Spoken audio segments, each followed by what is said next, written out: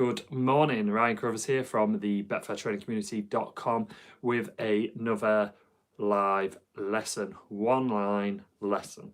So if you are new to this channel, please do hit the subscribe and give it a thumbs up. While you're watching this, if you are getting any value at all as well, give me a thumbs up. Just helps us out a little bit, and it means that more people get to see the videos as well. It would be great to get more people on these videos. Yesterday we had a massive audience, which was great. Today's lesson is all about not doing your research. So that's the lesson. Why don't people do their research, and how important is it? It amazes me that people don't, because especially in today's world, you know, when people buy anything, the first thing they do is they go to Google and they start putting in Samsung TV research, or Samsung TV review, sorry. They'll put that into Google, start looking at people's reviews. People even watch unboxings of products on YouTube. I've done that myself, just to see what it's like and that kind of. So you do your research on all those kind of things. Why wouldn't you do your research on something that's going to make you money potentially? You're setting yourself up to fail. And over the course of these videos, one of the things that I've spoken about a lot is these milestones and working from the end. So you want a profitable trade on that game. Well, what has to happen at every step for that to happen? And before that's even started, you need to research that trade and delve deep into it and find out the kind of information that you need to make that trade profitable or not. But people don't do it, and don't do it because it takes time. It's quite monotonous at times. Sometimes people don't really know what they're looking for. So it takes time, but anything worth doing will take your time. And if you're a member of BTC, it really doesn't take that much time at all, because you've got the filters. So we created a stats software. It's one of the things that I used to do was Soccer Stats. Soccer Stats, yes, a great website, it's free, but I was spending hours on that website every day, going through a potential trade, finding a game, going through all the information, doing some calculations in Excel. It didn't reach the percentage that I wanted it to be at, or it didn't quite fit. It took me so long. So when I created BTC, one of the things that I wanted to do was put stats software in there that actually allowed you to search for certain criteria, but then also save that as well. So if you remember BTC, you can go straight into the football software or the tennis software. Horse racing's coming soon, and just plug in your filter, save it every single day. It'll save you all that time. You literally now have no excuse on time. It will save you all of that time. It can control those numbers for you. It can be exported to Excel, so you can do another layer of due diligence over the top of it if you want to add things together, if you want to take things away. We do percentages, we do averages, we do odds as well. We import the odds from Betfair as well. So we have the real odds in the software and the Betfair odds. So for those of you a bit like, oh, what's the real odds? So the real odds is what the price should be at based on historical data. So if it's a over 2.5 goals trade, and it happens a lot, and the odds are 1.5, the real odds of what it should be to back, and you're getting 1.8, you've got value there. Boom. So the time element, it does take time, but like I say, anything worth doing, you should spend the time to do, and it's going to directly impact your trading the more research you do and the more time you spend on it. If you expect to be a profitable trader and you're just going to delve in 2 minutes before a game or a minute before a game, have a quick look around, yeah, that'll be all right, and then jump in, it's not going to work. You're not going to get to that level that you want to get to. And also that repeatable system, it takes time again, and it's monotonous. You're looking at stats and looking at numbers, and if you don't get excited by them, then I agree that it can be quite difficult.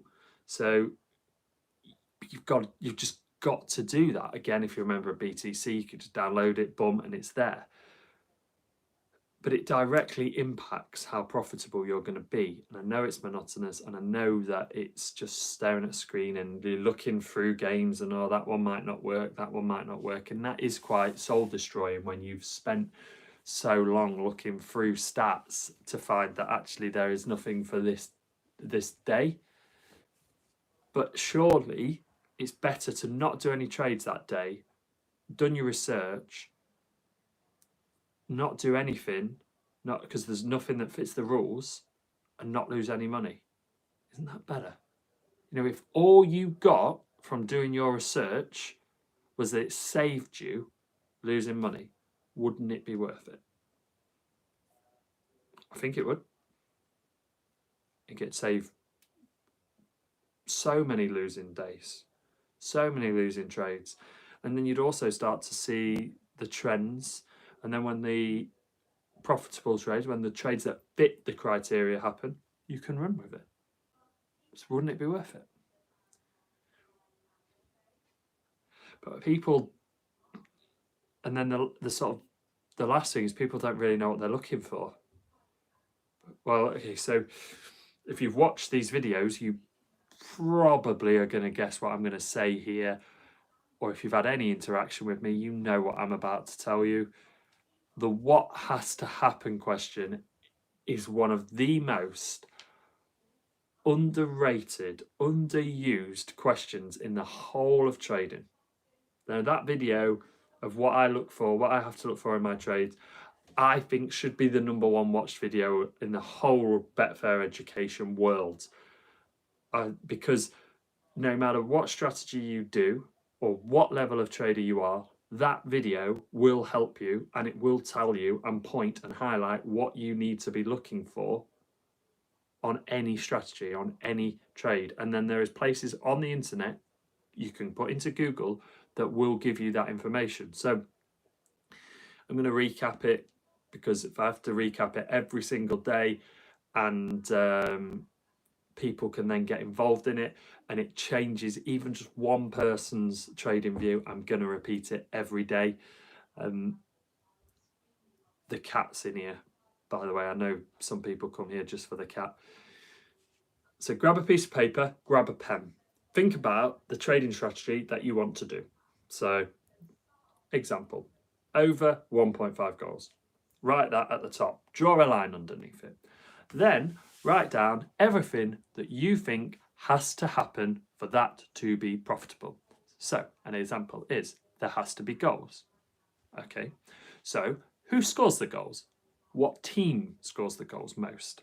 What team concedes the goal most? We're trying to get a yin and yang on this as well, because if the home team scores the goals, what has to happen? Well, the away team has to concede the goals. So if the home team score, but the away team basically has Gigi Buffon in goal, it has Maldini at left back, it has Cafu at right back, or Trent Alexander-Arnold, then it's got Virgil van Dijk and Nesta, and then in front of that is Makelele.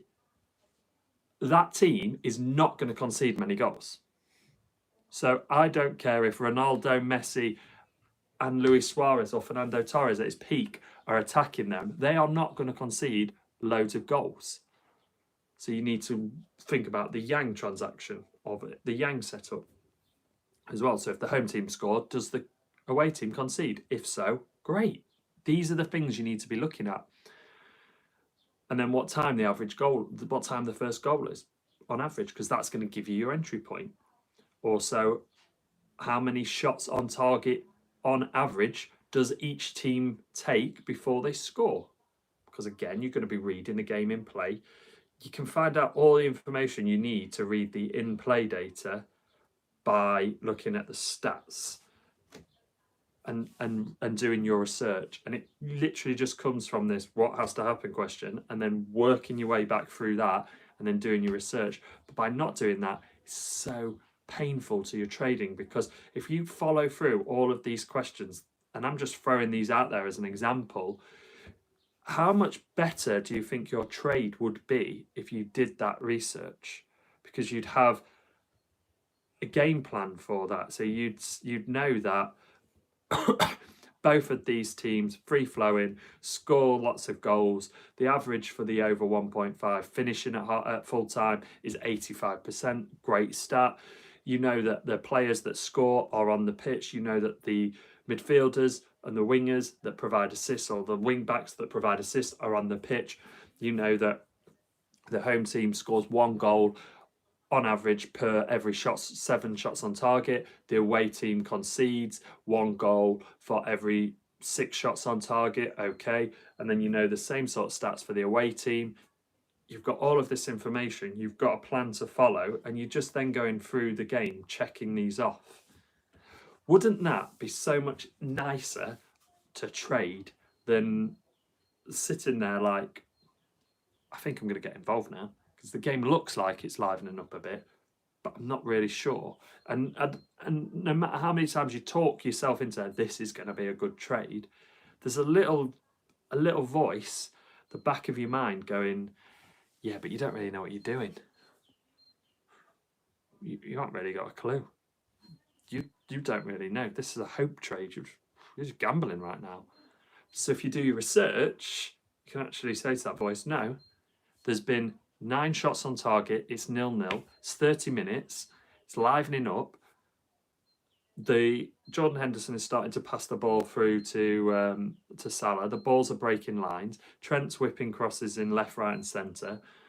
Just using Liverpool as an example, I never trade Liverpool because they're my team. Andy Robertson's whipping balls in from the left as well. Salah's making good runs. Bobby Firmino's breaking the lines, and Mane's absolutely destroying the left back. Okay, so, and all that just came from the research and asking what has to happen, finding out the answers to those questions, and then moving through that process. I don't think I can emphasize how powerful doing your research is. Now, if anyone watching this has got any questions, fire them up.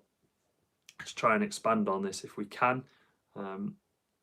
Don't worry how daft you think the question is. It really won't be. And that is the one rule at BTC, that no question is a daft question. If you're here for the cat, I'm sorry, she's gone. She only made 1 appearance on the first one of these and decided to leave. I don't think she likes the camera, bless her. And while you're thinking of questions, I'll just summarize all that. So the things why people don't do the research are: it takes time, it's monotonous, and they don't really know what they're doing. So the time element, you can pay to save time. BTC Stats will do that for you. There's other services out there, you don't have to use mine, that will email you sheets and different bits and bobs. Done. If you don't want to spend any money, you're going to have to take the time to do it, but it's good exercise to do, and you can speed that time up by thinking about the what has to happen question, writing those down, and then you're getting more targeted answers, because that's what you want to be doing. You know, when you fire a shotgun, it just goes, you don't know if you're going to hit the target. It just throws out loads of stuff, loads of explosion, boom, boom, boom, loads of the shot, boom. But when you use a sniper rifle, you zone in on a target. They will have a higher percentage of success because they're honing in on a target. So they know where they're going, and then they fire that way, which is what the what has to happen question and sheet will give you. It's as simple as that. And then you can start to look for just those things, and it will narrow down the time. If you really, really want to speed that up, use the software. It's monotonous. Yeah, it is, but it's got to be done. It's the benefit that it will give you will be when you trade, you'll have more successful trades. You will trade in a better format, and you will actually follow a trading plan because you've done the research to do that and to understand what you're actually looking for. Capiche? And then the third one is that you don't know what you're looking for.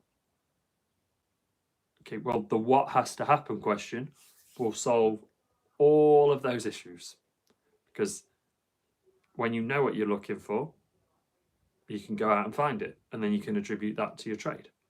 It is as simple as that. Really straightforward. Keep it simple. You don't need to complicate your trading. And one of the most profitable strategies still now is lay the draw. Still. And it can come from the what has to happen question. There has to be a goal. Okay. So then I think my second most underused, underspoken about stat in football trading or in trade in general is the scored versus conceded. It blows my mind that people don't check that stat, and that stat is who scores first, who concedes first. Do the two mirror up? So thinking back about my example in this video, if you got that AC Milan defence with Virgil van Dijk in it and Makelele in the front of it, they're not going to concede. So there you go. So before I ramble on and on and on for another 15 minutes, I'll leave it there. If anyone's got any questions, pop them on the comments below. The questions that are coming through are amazing. The comments are even better. So thank you guys for getting involved with these videos and joining me on these live sessions. If anyone wants any more information about Betfair Trading Community, go to www.betfairtradingcommunity.com. I will just answer these questions quickly. What do you use for in-play stats? Because I use tiny stakes and win pennies, I'm guilty of trading. It doesn't matter that you use small stakes. It really, really doesn't matter. Smaller stakes, if you cannot handle the smaller stakes, you'll never handle the bigger stakes, so you'll never get to where you want to get to. And I think so many people don't give themselves enough credit and look back and connect the dots and see how far they've come. Which is one of the things that I wish traders would do more, is look back and go, wow, I've actually done very well at that. I've built the bank a certain percentage because I've actually followed my trading plan. Or they attribute too much emphasis on building the bank and not actually did they execute on the trading plan, because people will just see, oh, I made a big loss, I blew 20% of my bank, but actually only 2 trades in there, they were the catalyst that made me blow the bank. So they don't actually see the good in there, that 2 trades that you didn't follow your trading plan, and then that led you on to doing 5, 6 daft trades or 2 or 3 daft trades, and you ended up gambling. It was trades that you never researched, which is why I think you need to then start creating these trading plans and then giving yourself credit if you follow those trading plans over, instead of the month, I blew 10% of my bank, but I didn't actually follow my trading plan, because that stat then, that bank has actually skewed the overall result because of a couple of sort of daft mistakes. And then then you start to beat yourself up again, which you don't need to do. You just need to look back over your trading history and see, did I follow the trading plan? No. Okay. Why didn't I follow it? That's what people need to spend more time doing. Whether you're trading with £1 stakes or 20p stakes, if you follow your trading plan and you keep going, you will eventually build up a bank, and then you won't be making pennies, you will be making more money on every single trade. It's simple as that. So then the other question about what do I use for in-play stats, most of the time I'm watching the game.